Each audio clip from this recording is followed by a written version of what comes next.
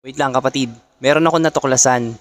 Ah, Marami kasing nagkalat ngayon na pwedeng pagkakitaan yung mga tulad ng easy money, yung meron ka lang gagawin na ganito, may task ka na gagawin na ganyan, tapos magkakapera ka na.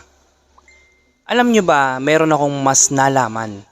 Dito, hindi ka mahihirapan. May pagtatagumpay sa dulo. Alam nyo ba kung ano yon? Siyempre, ang manalangin ka.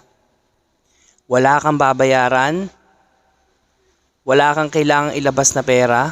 Tanging gagawin mo lang ay taimtim na magdasal, taimtim na ipagkatiwala sa Panginoon, sa Lord, ang lahat.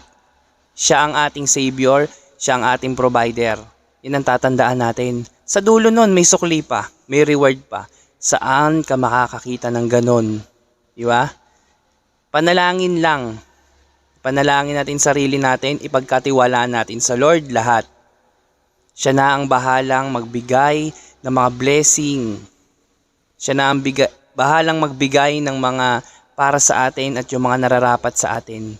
Hindi na natin kailangan pasukin pa yung mga easy money. Halos abutin tayo ng scam. Sa Lord walang scam.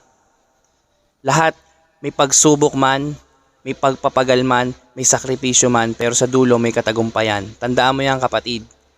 Jesus loves you.